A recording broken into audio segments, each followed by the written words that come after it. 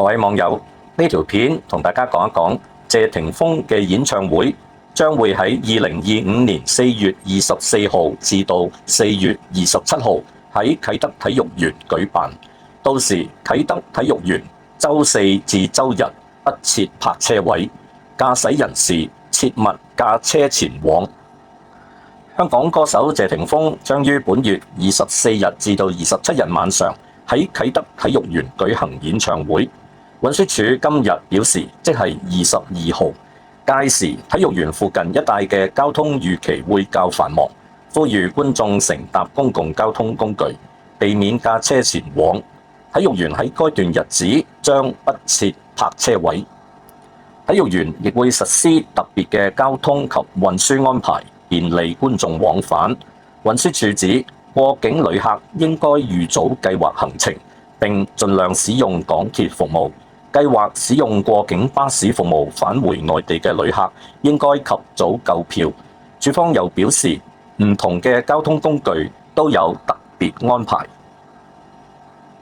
而港鐵將於演唱會嘅散場時段加密屯馬線同東鐵線北行嘅班次，並安排空載列車應對額外需求。過境旅客可以經大圍站接駁東鐵線往羅湖站嘅最後一班列車，將於晚上10時59分由宋皇臺站，以及11時01分由啟德站開出。未能乘搭最後一班列車往羅湖站嘅旅客，可乘搭東鐵線往上水站，轉乘九巴第276號 B 或者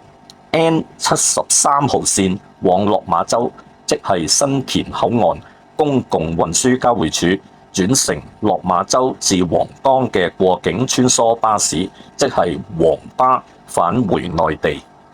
演唱會嘅散場時段將有2條特別巴士路線，分別係往落馬洲公共運輸交匯處以及港珠澳大橋香港口岸，連同前往港九新界各主要地區嘅路線。宋皇臺道上落客區提供一共11條特別巴士路線。過境旅客請注意，體育園公司於演唱會嘅散場時段安排過境巴士服務，便利旅客經落馬洲皇崗口岸返回內地。乘客需預先購票，散場後不設現場售票。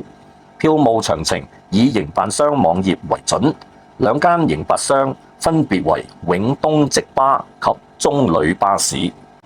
運輸署特別提到，演唱會期間預計有大量過境旅客喺散場後返回內地，落馬洲皇崗口岸將會十分繁忙，過境時間會較長。為保障公共交通服務暢順，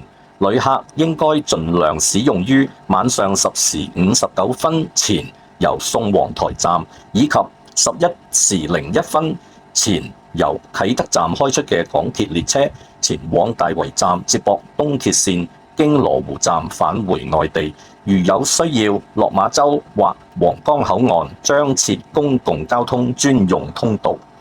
而的士方面，宋皇臺道上落客區每日下午2時至午夜12時開放予的士上落客。至於進場時段，體育園公司會開放啟德主場館同埋啟德體藝館的士落客區，只供落客。